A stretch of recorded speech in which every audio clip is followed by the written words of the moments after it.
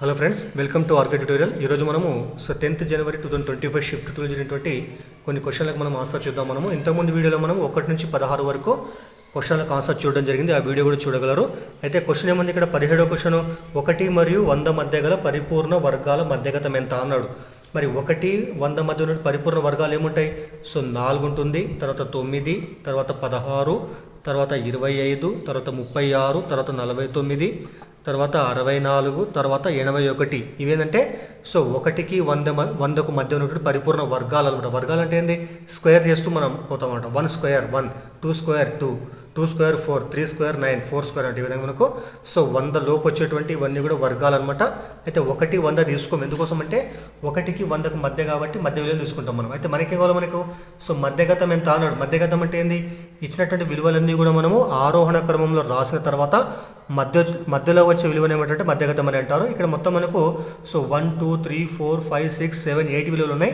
కాబట్టి ఇక్కడ 4 పోతే మధ్యలో ఏముంటుంది కాబట్టి ఏం చేస్తాం మనము, ఇక్కడ 3 విలువలు తీసేసిన తర్వాత మధ్యలో ఏవైతే విలువలు ఉంటాయో ఆ రెండు విలువల యొక్క సగటును తీసుకుంటాం మనం. కాబట్టి 25 + 36/2 అనమాట. సగటు అంటే రాశుల మొత్తం రాశుల సంఖ్య కాబట్టి ఇదనమాట. 30 + 20 50, 50 + 11 61, 61/2 క్యాన్సిల్ చేస్తే ఏమొస్తుంది అప్పుడు మనకు 30.5 అనమాట. కాబట్టి ఇచ్చినటువంటి 1 మరియు 100 మధ్య ఉన్నటువంటి పరిపూర్ణ వర్గాల యొక్క సగటు ఎంత అంటే 30 మరియు 100 మరియు 1 మరియు 100 మధ్య ఉన్నటువంటి పరిపూర్ణ వర్గాల యొక్క మధ్యగతం ఎంత అంటే మనకు 30.5 అవుతుంది అనమాట. కాబట్టి 30.5 మనకు కరెక్ట్ ఆప్షన్ అవుతుంది అనమాట. నెక్స్ట్ క్వశ్చన్ చూడండి. 18 క్వశ్చన్ ఏముందంటే, చతుర్భుజాలకు సంబంధించిన సరికాని వాక్యం ఏది అన్నాడు. చతుర్భుజాలకు సంబంధించి సరికాని వాక్యం ఏది అన్నాడు. అందులో భాగంగా ఫస్ట్ ఆప్షన్ ఏముందంటే, సమాంతర చతుర్భుజ కర్ణము దాన్ని 2 సర్వసమాన త్రిభుజాలుగా విభజిస్తుంది అన్నాడు. ఇక్కడ ఇది కరెక్ట్ ఆప్షన్ అవుతుంది అనమాట. కాబట్టి మనకు కావాల్సిన ఆన్సర్ కాదు ఇది. మనకేం కావాలో, మనకి సరికాని వాక్యం ఏది అన్నాడు. కాబట్టి సమాంతర చతుర్భుజం యొక్క కర్ణము దాన్ని 2 సర్వసమాన త్రిభుజాలుగా విభజిస్తుంది అన్నాడు. ఇది కరెక్ట్ ఆప్షన్ అవుతుంది. ఎందుకు వస్తుందంటే, సమాంతర చతుర్భుజం అంటే ఏంది? ఎదురెదురు భుజాలు సమానంగా ఉన్నటువంటి చతుర్భుజాన్ని ఏమంటారంటే సమాంతర చతుర్భుజం అని అంటారు. ఇందులో ఇక్కడ కర్ణం గీస్తే మనం ఏమవుతుంది, అప్పుడు ఈ 2 త్రిభుజాలు కూడా సర్వసమానంగా ఉంటాయి. మరి సమాంతర చతుర్భుజ ధర్మాలు ఏమంటే, సమాంతర చతుర్భుజంలో ఎదురెదురు భుజాలు సమానంగా ఉంటాయి. ఈ భుజం సమానం, ఈ భుజం సమానము. అదేవిధంగా ఎదురెదురు కోణాలు సమానం ఉంటాయి. ఇక్కడి కోణం ఇక్కడి కోణానికి సమానము, ఇక్కడి కోణానికి సమానం ఉంటుంది అనమాట. దీని ఏమంటారంటే సమాంతర చతుర్భుజం అని అంటారు. కాబట్టి ఇక్కడ ఏర్పడేటువంటి త్రిభుజాలు 2 కూడా సర్వసమానంగా ఉంటాయి. ఎందుకంటే ఈ భుజం దీనికి సమానము, ఈ భుజము దీనికి సమానము, ఇది ఉమ్మడి భుజం కాబట్టి 2 త్రిభుజాలు కూడా సమానంగా ఉంటాయి. కోణాలు కూడా సమానం ఉంటాయి. ఈ కోణం దీనికి సమానం, ఇక్కడి కోణము దీనికి సమానం ఉంటుంది అనమాట. కాబట్టి ఇది కరెక్ట్ అవుతుంది. సెకండ్ ఏముంది, సమాంతర చతుర్భుజంలో ప్రతి కోణం 90 డిగ్రీలు అయితే అది దీర్ఘ చతురస్రం అవుతుంది. రైట్, ఇది కూడా కరెక్ట్ అనమాట. ఈ సమాంతర చతుర్భుజంలో యాక్చువల్గా ఆపోజిట్ యాంగిల్స్ మాత్రమే ఈక్వల్గా ఉంటాయి. ఇక్కడి కోణం ఇక్కడికి సమానం, ఇక్కడి కోణం ఇక్కడికి సమానం అంతే. కానీ ప్రతి కోణం 90 అయితే 90 అయితే ఎలా మారుతుంది? అది దీర్ఘ చతురస్రంగా మారుతుంది అనమాట. అది కాబట్టి ఈ విధంగా మారుతుంది అనమాట. కాబట్టి సెకండ్ ఆప్షన్ కూడా కరెక్ట్ అవుతుంది. అదేవిధంగా థర్డ్ ఏముంది, దీర్ఘ చతురస్రంలో కర్ణాల పొడవులు సమానము. ఇది కూడా కరెక్టే. దీర్ఘ చతురస్రంలో ఈ కర్ణం పొడవు ఎంత అయితే ఉంటుందో ఈ కర్ణం పొడవు కూడా అంతే ఉంటుంది. ఇది కూడా కరెక్ట్ అనమాట. అదేవిధంగా ఫోర్త్ ఏముంది, 2 ఆసన్న భుజాలు సమానమైతే సమాంతర చతుర్భుజము చతురస్రం అవుతుంది అన్నాడు. ఇది రాంగ్ అనమాట. ఎందుకంటే మనం సమాంతర చతుర్భుజాన్ని తీసుకుంటే ఈ విధంగా మనము ఇక్కడ ఈ 2 భుజాలు, ఆసన భుజాలు అంటే ఏంది, పక్క భుజాలు ఉంటాయి. ఈ 2 భుజాలు సమానమయ్యి మన కోణాల గురించి చర్చ లేదు. ఇక్కడ కేవలము భుజాలు మాత్రమే ఇచ్చిండు. మరి ఇందులో పక్క భుజాలు సమానమైతే ఏమైతే ఈ విధంగా వస్తుంది అనమాట. ఇక్కడ ఎక్స్, ఇక్కడ ఎక్స్, ఇక్కడ వై కోణం అనుకుంటే మనము ఇక్కడ ఎక్స్ ఉంటుంది, ఇక్కడ వై ఉంటుంది. ఇక్కడ 4 కోణాలు సమానం కాలేదు. కేవలం ఆపోజిట్ యాంగిల్స్ మాత్రమే సమానం ఉన్నాయి. అన్ని భుజాలు సమానం ఉన్నాయి. కాబట్టి సమాంతర చతుర్భుజంలో ఆసన్న భుజాలు సమానమైతే అది చతురస్రము కాదు. కేవలము ఏమవుతుంది, అది రాంబస్ అవుతుంది అనమాట. రాంబస్ అవుతుంది. మరి చతురస్రం కావాలంటే ఏం కావాలా, ఆసన్న భుజాలు సమానం కావటంతో పాటుగా ప్రతి కోణం కూడా 90 డిగ్రీలు కావాలి. అప్పుడే సమాంతర చతుర్భుజము చతురస్రం అవుతుంది అనమాట. గుర్తుపెట్టుకోవాలి. తర్వాత 19వ క్వశ్చన్ చూడండి. 19వ క్వశ్చన్ ఏముందంటే, క్వశ్చన్ చాలా పెద్దగా ఉంది. చూడండి, క్వశ్చన్ ఏముందంటే, త్రిభుజం ఏబీసీలో angle A = 30, angle B = 90, AC = 15 సెంటీమీటర్లు, ఏబీ = 9 సెంటీమీటర్లు అంట. అయితే ఫస్ట్ ఏం చేద్దాం, మనం ఫస్ట్ త్రిభుజం తెచ్చుకుందాం. మనము ఆ త్రిభుజం పేరు ఏమంటే త్రిభుజము ఏబిసి తీసుకుందాం మనం. త్రిభుజము ఇక్కడ బి వద్ద ఎంత ఉంది, ఇక్కడ 90 డిగ్రీల కోణం కాబట్టి ఇక్కడ మనం 90 డిగ్రీల కోణం ఇక్కడ తీసుకున్నాం మనం బి అనమాట. ఇక్కడ సి తీసుకుంటే మనము సి అనమాట, ఏ బి సి అనమాట. బి వద్ద కోణం ఎంత చెప్పండి ఇక్కడ, సో 90 డిగ్రీల కోణం ఉంది ఇక్కడ. తర్వాత సో ఏ వద్ద కోణం ఎంత ఇక్కడ, ఇక్కడ 30 డిగ్రీల కోణం అనమాట. ఇక్కడ 30 డిగ్రీస్ కోణం ఉంది ఇక్కడ. సో 90 డిగ్రీస్ 30 డిగ్రీస్ ఇక్కడ. వాటి భుజాలు ఏమున్నాయి ఇక్కడ, ఏసీ అంటే 15 ఇక్కడ, కర్ణం యొక్క విలువ 15 అంట. తర్వాత ఏబి ఎంత ఉంది ఇక్కడ, సో 9 ఉందన్నమాట. ఏబి అంటే మనకు 9 ఉంది ఇక్కడ. అయితే మరి ఇక్కడ త్రిభుజంలో 3 కోణాల మధ్య ఎంత సమానం మనకు 180కి సమానం కాబట్టి, సో ఇక్కడ 90 + 30 ఎంత 120 కాబట్టి సి వద్ద కోణం ఎంత ఇక్కడ మనకు 60 డిగ్రీల కోణం ఉంటుంది అనమాట. 60 డిగ్రీల కోణం ఉంటుంది. అదేవిధంగా నెక్స్ట్ మళ్ళీ ఇచ్చిన తర్వాత వాడు మరియు త్రిభుజం XYZలో angle Y 60 angle Z 30 XY = 12 centimetre XZ = 9 సెంటీమీటర్లు అంట. అయితే చూడండి ఇక్కడ నెక్స్ట్ మనం ఇంకో త్రిభుజం తెచ్చుకున్నాం మనము. ఇది ఒక త్రిభుజం అనమాట. ఇక్కడ ఏముంది ఇక్కడ, సో Y వద్ద 60 తర్వాత Z వద్ద 30 ఇక్కడ. సో ఇక్కడ 30 కాబట్టి ఇక్కడ Z రాసుకున్నాం, Z 30 రాసుకున్నాం ఇక్కడ మనం. తర్వాత Y అంటే ఇక్కడ కాబట్టి 60 ఇక్కడ కాబట్టి ఇక్కడ రాద్దాం 60 ఇక్కడ 60 తర్వాత ఇక్కడ 30 ఉంటుంది ఇక్కడ. మరి 60 + 30 ఎంత 90 కాబట్టి అప్పుడు ఇక్కడ ఉండేటువంటి కోణం ఎంత ఇక్కడ, సో 90 ఉంటుంది. ఇక్కడ X రాసుకుందాం మనం కాబట్టి ZXY అనమాట, ZXY అనమాట. సో 30 90 60. అయితే భుజాల పొడవులు ఏమైంది ఇక్కడ, XY = 12 అంట. XY అంటే ఇది 12 సెంటీమీటర్లు. మరి అదేవిధంగా XZ ఎంత 9 సెంటీమీటర్లు అనమాట. మరి ఇది ఆటోమేటిక్గా రెండు కూడా సర్వసమాన త్రిభుజాలు అవుతాయి. చూడండి ఇక్కడ కంపేర్ చేస్తే మనము, సో ఏ వద్ద కోణం 30 ఉంది, ఇక్కడ Z వద్ద కోణం 30 ఉంది. సో బి వద్ద కోణం 90 ఉంది, X వద్ద కోణం ఇక్కడ 90 ఉంది. సి వద్ద కోణం 60 ఉంది, Y వద్ద కోణం ఎంత చెప్పండి ఇక్కడ 60 డిగ్రీల కోణం ఉంది. అదేవిధంగా ZX ఎంత 9, ఏబి ఎంత 9. కాబట్టి ఈ రెండు త్రిభుజాలు ఏమైతే మనకు సర్వసమాన త్రిభుజాలు అవుతాయి. మరి త్రిభుజం పేరేం చెప్పండి ఇక్కడ, త్రిభుజము సో ఏబిసి తీసుకుంటే మనము దీని ఏమని తీసుకోవాలి మనం, యాక్చువల్ సాధారణంగా ఏం చేస్తాం మనము XYZగా తీసుకుంటాం మనం, కానీ XYZగా తీసుకోరాదు. ఎందుకంటే సో వాటి కోణాలు భుజాలు అనేటువంటివి సో వాటి యొక్క పక్కన ఉన్నటువంటి స్వరూప కోణాలు స్వరూప భుజాలకు అనుగుణంగా తీసుకుంటాం మనం. అనురూప భుజాలు అనమాట, అనురూప భుజాలు అనురూప కోణాల ప్రకారం తీసుకుంటాం మనము. సో ఏ వద్ద కోణం కాబట్టి 30 కాబట్టి ఇక్కడ ఏం చేయాలి మనం, ఫస్ట్ జెడ్డే తీసుకున్నాం మనం. సో త్రిభుజము ఫస్ట్ జెడ్, సో ఏ వద్ద కోణం 30, జెడ్ వద్ద కోణం 30. బి వద్ద కోణం ఎంత 90 కాబట్టి ఇప్పుడు ఎక్స్ వద్ద కోణం 90 కాబట్టి ఎక్స్ రాయాలి. తర్వాత మనం సి వద్ద కోణం 60 కాబట్టి వై వద్ద కోణం 60 కాబట్టి వై రాయాలి మనం. కాబట్టి త్రిభుజం ఏబిసి అనేటువంటి త్రిభుజము ZXYకు సర్వసమానంగా ఉంది. మరి సర్వసమానం గుర్తు చెప్పండి ఇక్కడ, ఐడెంటికల్ ఈక్వల్కి సమానం అవుతుంది అనమాట. సో ఈ విధంగా రాసుకుంటాం మనము. అయితే ఇక్కడ కోణం మీకు ఏముంది ఇక్కడ 90 90 కాబట్టి ఏమంటే ఇక్కడ మనం లంకాబు నియమం ప్రకారం రెండు కూడా సర్వసమానం అవుతాయి. సరే ఆప్షన్ ఒకసారి చూద్దాం మనము. ఇక్కడ పటాలు మీకు చూపడం జరిగింది ఇక్కడ. ఇందులో ఇప్పుడు ఆప్షన్ ఏమైనా లంకాబు నియమం ప్రకారం త్రిభుజం ఏబిసి ఐడెంటికల్లీ ఈక్వల్ త్రిభుజం ZYX మీకు చెప్పడం జరిగింది. ఇక్కడ త్రిభుజం ఏబిసి ఈజ్ ఐడెంటికల్ ఈక్వల్ ఇక్కడ త్రిభుజం ZXYకి సమానం కాబట్టి ఈ ఆప్షన్ మనకు కరెక్ట్ ఆప్షన్ అవుతుంది అనమాట. ఫస్ట్ ఆప్షన్ కరెక్ట్ ఆప్షన్ అవుతుంది. మరి సెకండ్ ఏముంది, లంకాబు నియమం ప్రకారం త్రిభుజం ఏబిసి ఐడెంటికల్ ఈక్వల్ త్రిభుజం XYZ. ఇది రాంగ్. ఇది ఎందుకంటే మీకు చెప్పిన ఇంతకుముందు ఆల్రెడీ నేను. సో ఏ వద్ద కోణం 30 ఉంటే ఇక్కడ కూడా 30 డిగ్రీల కోణం మీ పేరు ఏముంది ఇక్కడ జెడ్ ఉంది ఇక్కడ, కానీ ఎక్స్ లేదు ఇక్కడ. కాబట్టి సో ఏకు అనురూపమైనటువంటి కోణము జెడ్ కాబట్టి ముందు జెడ్గా రాస్తాం మనం. బికి అనురూప కోణము ఎక్స్ ఇక్కడ 90 90 కాబట్టి ఈ విధంగా రాస్తాం. కాబట్టి త్రిభుజం ఏబిసి త్రిభుజం XYZకు సర్వసమానము కాదు. అదేవిధంగా త్రిభుజం ఏబిసి అండ్ త్రిభుజం ZXY సర్వసమానాలు కావున్నాడు. మనకి సర్వసమానం వచ్చినాయి ఇక్కడ, ఎందుకంటే వాటి అనురూప కోణాలు సమానమున్నాయి, అనురూప భుజాలు కూడా సమానమున్నాయి. కాబట్టి ఆ రెండు కూడా సర్వసమానమైనవి. కాబట్టి సర్వసమానం కావంటే ఇది కూడా వాడు తప్పు చెప్పినాడు అనమాట. మళ్ళీ ఏమి ఇక్కడ త్రిభుజం ఏబిసి అండ్ త్రిభుజం XYZ వైశాల్యాలు సమానం కావు అన్నాడు. కానీ గుర్తుపెట్టుకోండి, రెండు త్రిభుజాలు సర్వసమానమైతే వాటి యొక్క వైశాల్యాలు ఖచ్చితంగా సమానంగా ఉంటాయి. కాబట్టి ఇది కూడా వాడు చెప్పింది తప్పు అనమాట. కాబట్టి మొదటి ఆప్షను లంకాబు నియమం ప్రకారం సర్వసమానాలు త్రిభుజం ఏబిసి ఐడెంటికల్ ఈక్వల్ త్రిభుజం ZXY అవుతాయి. మళ్ళీ లంకాబు అంటే ఏంటి, లంబకోణము కర్ణము భుజము నియమం ప్రకారము రెండు కూడా మనకు సర్వసమాన త్రిభుజాలు అవుతాయి అనమాట. గుర్తుపెట్టుకోవాలి. తర్వాత 21 క్వశ్చన్ చూడండి ఏమింది ఇక్కడ, 15, 28 మరియు 35 సంఖ్యలచే భాగించబడే 5 అంకెల గరిష్ట సంఖ్య ఏది అన్నాడు. అయితే ముందేం చేస్తాం మనము, ఈ 15, 28, 35 ఫస్ట్ మనం కాసాగ్ అనుకుంటాం మనము. సో 15, 28, 35 వీటి కాసాగ్ ఏమొస్తుందంటే మనకు 15, 30 ఉమ్మడి కారణాలు 5 ఉంది కాబట్టి 5 తీసుకున్నాం మనము.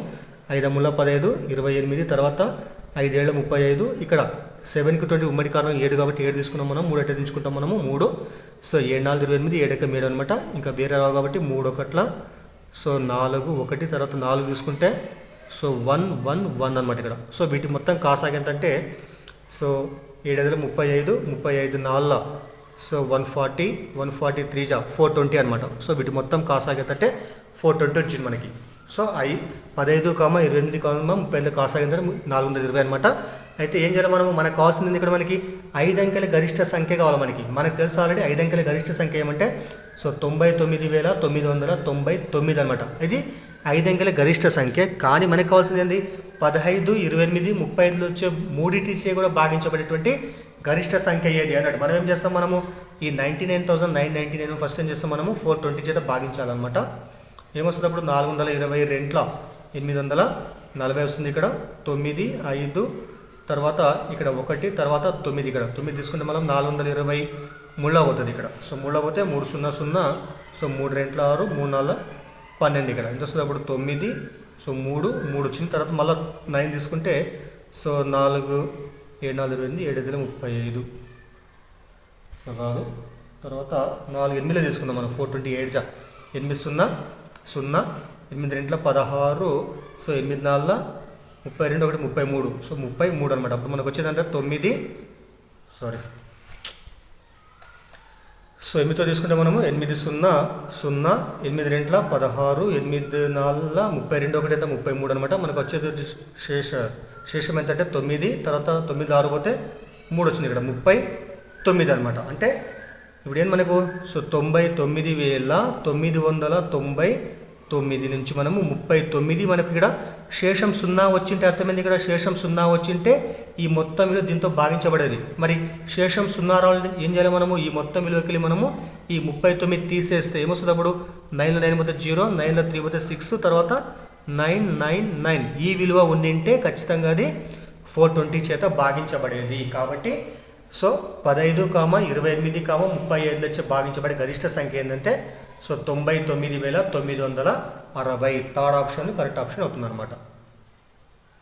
సో తర్వాత 21 క్వశ్చన్ చూడండి. ఏముందంటే వర్గ సంఖ్యలకు సంబంధించి సరైన ధర్మాలు ఏవి అన్నాడు ఇక్కడ. అందులో ఫస్ట్ ఏముందంటే ఏ సరి సంఖ్యల వర్గము సరి సంఖ్య అవుతుంది, బేస్ సంఖ్యల వర్గం బేసి సంఖ్య అవుతుంది అన్నాడు ఇక్కడ.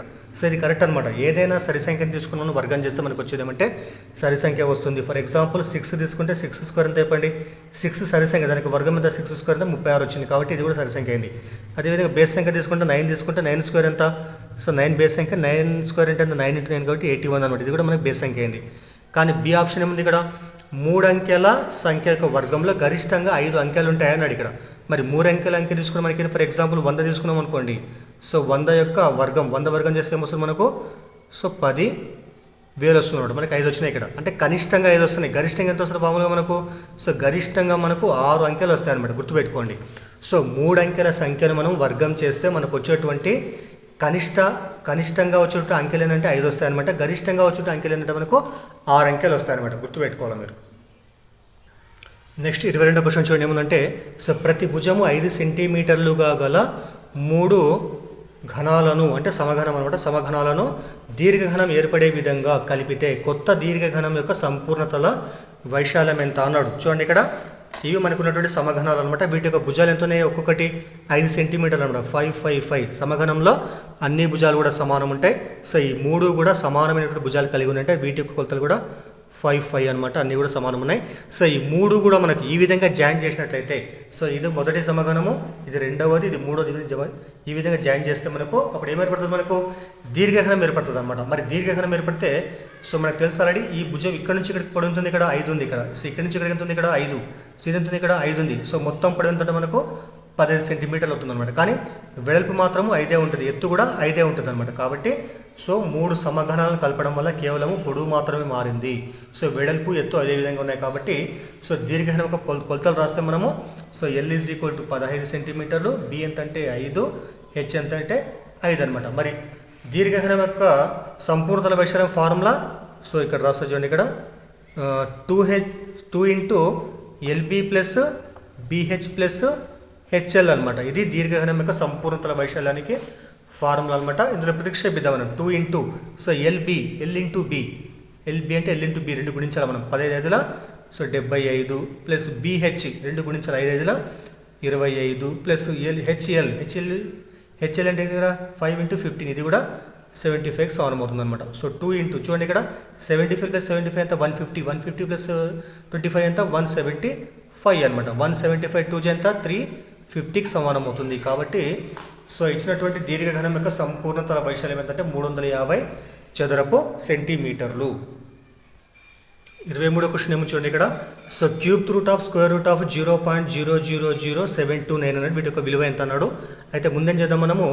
సో క్యూబ్ రూట్ ఆఫ్ తర్వాత ఒక నిమిషం క్యూబ్ రూట్ ఆఫ్ తర్వాత స్క్వేర్ రూట్ ఆఫ్ ఇక్కడ ఏం లేకుంటే ఏముంటుంది ఇక్కడ స్క్వేర్ రూట్ అనమాట. దీని యొక్క విలువ ఏముంది ఇక్కడ 0.0000729 అనమాట. మనకి ఇచ్చింది ఏముంది ఇక్కడ మనకు దశాంశ భిన్నం, దాన్ని ఏం చేద్దాం మనము అకర్ణీయ భిన్నంగా మారుద్దాం మనం. సో 729 బై సో ఒకటి పక్కన మనకి పాయింట్ తర్వాత మనకి ఎన్ని అంకెలు ఇక్కడ 1 2 3 4 5 6 కాబట్టి సో 1 2 3 4 5 6గా రాసుకుందాం మనం. అయితే దీనికి ఏముంది ఇక్కడ సో క్యూబ్ రూట్ ఉంది, స్క్వేర్ రూట్ ఉంది ఇక్కడ. అంటే ఒకటే దానికి మనకు 2 రూట్లు ఉన్నాయి ఇక్కడ. ఏం చేస్తాం మనము. సో ఫస్ట్ ఏముంది ఇక్కడ లోపల మనకి స్క్వేర్ రూట్ ఇక్కడ, అంటే పైన ఇక్కడ మనకి ఏముంటుంది ఇక్కడ ఏం లేకుండా 2 ఉంటుంది కాబట్టి దీన్ని మనము సో ఘాతంగా రాసేమొస్తుంది 1/2 వస్తుంది అనమాట. మనం గుర్తుపెట్టుకోండి ఎప్పుడన్నా కానీ స్క్వేర్ రూట్ ఆఫ్ ఏ దీని ఏం రాసుకోవచ్చు అంటే మనము a⁴1/2గా రాసుకోవచ్చు అంట మనం. అదేవిధంగా క్యూబ్ రూట్ ఆఫ్ ఏ అంటే ఏం రాస్తుంది మనం a⁴1/3గా రాసుకోవచ్చు మనం. అయితే ఏమైంది ఇక్కడ మనకు రెండింటికి కూడా ఒక 2 రూట్లు ఉన్నాయి ఇక్కడ. సో 2 కూడా మనకు ఒకటే విలువకు ఉన్నాయి కాబట్టి ఏం చేస్తాం మనము రెండింటికి కూడా మనము ఘాతంగా రాసుకుంటాం మనం. ఈ లోపలి ఘాతం మనకి ఏమైంది 1/2 అయింది. మళ్ళీ ఏమైంది పైన సో క్యూబ్ రూట్ అంటే అర్థమైంది ఇక్కడ దీని మొత్తానికి మనము సో 1/3గా రాసుకుంటాం మనం. తర్వాత ఈ 2 గుణించాలా. ఇక్కడ ఏమొస్తుంది యాక్చువల్గా 729 ఉంది ఇక్కడ. వీటికి 3 ఒక కారణాలు కడితే ఏమొస్తుంది మనకు సో 3/6 రాసుకోవచ్చు మనం. 729 ఈజ్ ఈక్వల్ టు మనము సో 3/6గా రాసుకోవచ్చు మనం. 3 ఇంటూ 3 చేస్తే మనకి 729 వస్తుంది అనమాట. కాబట్టి సో 3⁶ బై ఇక్కడ ఏముంది ఇక్కడ దీన్ని కూడా మనం ఒకటి పక్కన మనకు 6 వస్తుంది కాబట్టి దీన్ని వచ్చేసి మనము 10⁶ రాసుకుంటాం మనం. హోల్ ఈ 2 గుణించాలి. 1 బై 2 6 అనమాట. 1/6 వస్తుంది. తర్వాత ఈ మొత్తాన్ని కలిపి రాస్తే ఏమొస్తుంది 3/10 ఈ 6 రెండింటికి కలిపి రాసుకుందాం మనం. 6 అని రాసుకున్నాం. ఈ మొత్తానికి 6 అని రాసుకున్నాం. మళ్ళీ పైన ఏమని చెప్పండి ఇక్కడ సో 1/6. నెక్స్ట్ ఏమవుతుంది ఈ 6 క్యాన్సిల్ అయిపోతుంది అనమాట. అప్పుడు మనకు వచ్చే విలువ ఏంటంటే సో 3/10. ఇది మనకు వచ్చినటువంటి అకర్ణీయ భిన్నము. దీని దశాంశ భిన్నంగా మారుస్తే ఏమొస్తుంది ఎప్పుడైనా కానీ ఏదైనా విలువకు హారంలో ఒకటి పక్కల 1 0 అంటే ఏం చేస్తాం మనం ఒక అంకె వద్దు పెట్టి పాయింట్ పెడతాం కాబట్టి మనకు వచ్చే విలువ ఏంటంటే సో 0.3 అనమాట. కాబట్టి ఇచ్చినటువంటి దాంట్లో మనకు థర్డ్ ఆప్షన్ 0.3 కరెక్ట్ ఆప్షన్ అవుతుంది అనమాట. వీడియో నచ్చితే దయచేసి లైక్ చేయండి, షేర్ చేయండి, అదేవిధంగా సబ్స్క్రైబ్ చేయండి ఛానల్ని. సో ఇందులో 10th January 2025 షిఫ్ట్ 2లో భాగంగా ఇది చివరి క్వశ్చన్ అనమాట. చూడండి క్వశ్చన్ ఏమంటే క్రింద ఇవ్వబడినటువంటి సంఖ్యలను అవరోహణ క్రమంలో అమర్చండి. మరి అవరోహణ క్రమం అంటే ఏంది. సో పెద్ద నుంచి చిన్న రాసుకుంటూ పోతాం అన్నమాట మనము. సో ఇక్కడ మనకి 4 భిన్నాలు ఇవ్వడం జరిగింది. ఫస్ట్ ఏముంది -2/3. ఇది మనకి అకర్ణీయ భిన్నం. దాన్ని చేద్దాం మనము దశాంశ భిన్నంగా రాద్దాం మనం. సో -2/3 అనమాట. దీన్ని లవాన్ని హారంతో భాగిద్దాం మనం. 3 చేత 2ను భాగిస్తే ఏమొస్తుంది సో పోదు కాబట్టి 3 0 0 2 వస్తుంది. ఇక్కడ పాయింట్ పెడితే 0 3 6ల సో 18 వస్తుంది. అదేవిధంగా వస్తుంది కాబట్టి దీని చేస్తే మనము -2/3 ఈజ్ ఈక్వల్ ఏంటంటే సో -0.66 అదేవిధంగా వస్తుంది అనమాట ఇది. సో దీని యొక్క విలువ అనమాట. తర్వాత 6/7 కూడా భాగిస్తే ఏమొస్తుంది ఇది 7 చేత 6ని భాగిస్తే పోదు కాబట్టి 7 0 0 ఇక్కడ 6 వస్తుంది. ఇక్కడ పాయింట్ పెడితే 0 సో 7 ఎంబుల్ 50 6 మళ్ళీ 4 వచ్చింది ఇక్కడ. మళ్ళీ పాయింట్కి మళ్ళీ 0 తర్వాత 7 5ల సో 30 అదేవిధంగా వస్తుంది ఇక్కడ. దీని అర్థమైంది ఇక్కడ 6/7 ఈజ్ ఈక్వల్ టు 0.85కి సమానమైంది. తర్వాత అదేవిధంగా నెక్స్ట్ చూద్దాం మనము. తర్వాత ఇక్కడ రాద్దాము. -5/9 ఉంది ఇక్కడ. 9తో 5ను భాగిస్తే ఏమొస్తుంది సో 9 0 0 ఇక్కడ 5 వస్తుంది. ఇక్కడ పాయింట్ పెడితే 0 9 5ల 45 మళ్ళీ 5 వచ్చింది అదేవిధంగా వస్తుంది. కాబట్టి -5/9 ఈజ్ ఈక్వల్ ఏంటంటే సో -0.55 వస్తుంది అనమాట ఇది. తర్వాత చివరి విలువ ఏముంది ఇక్కడ 3/5 అనమాట. 3/5ని కూడా భాగిస్తే ఇక్కడ రాస్తే ఇక్కడ 3/5 అంటే 5 చేత 3ని భాగిస్తే ఏమొస్తుంది సో 3 5 0 0 ఇక్కడ 3 వస్తుంది. ఇక్కడ పాయింట్ పెడితే 0 సో 5 6ల 30 అనమాట. సో అప్పుడు మనకు వచ్చినటువంటి విలువలు ఏమున్నాయంటే ఇక్కడ రాస్తారు చూడండి ఇక్కడ. సో -2/3 యొక్క విలువ ఎంతంటే ఇది మనకు సో -0.66 అనమాట. తర్వాత 6/7 యొక్క విలువ ఎంత వచ్చింది మనకి ఇదా సో 0.85. తర్వాత -5/9 విలువ ఎంత వచ్చింది మనకి ఇది సో మైనస్ 0.55 అనమాట, మైనస్ 0.55. తర్వాత 3/5 ఏంటంటే 0.6 అంతమే దశాంశ భిన్నం అనమాట. కాబట్టి సో వీటిని మనము అవరోహణ క్రమం అంటే ఏంటి, పెద్దనిచ్చింది అనమాట. కాబట్టి ఫస్ట్ పెద్ద విలువ ఏముంది ఇక్కడ 6/7, 6/7 పెద్దది. తర్వాత నెక్స్ట్ వచ్చే విలువ ఇక్కడ మనకు, తర్వాత ఈ రెండు మనకు రుణ సంఖ్యలు ఉన్నాయి కాబట్టి ఫస్ట్ ధన సంఖ్య తీసుకోవాలన్నమాట. కాబట్టి 3/5 గ్రేటర్ దాన్, తర్వాత మైనస్ 0.66 మైనస్ 0.55. ఇక్కడ గుర్తుపెట్టుకోండి, మైనస్ విలువల్లో మనకి చిన్నగా కనిపించే విలువ పెద్ద విలువ. కాబట్టి ఏమొస్తుంది ఇప్పుడు మనకు -5/9 గ్రేటర్ దాన్, తర్వాత -2/3 అనమాట. ఇది మనకు కావాల్సినటువంటి answer. So 6/7 greater than, 3/5 greater than, -5/9 greater than, so -2/3 అనమాట. సో ఇది అవరోహణ క్రమం అనమాట. ఓకే, కొద్దిగా సో వీడియోలో కొద్దిగా ఇబ్బంది ఉండొచ్చు, సో దయచేసి సహకరించగలరు. Okay, thank you.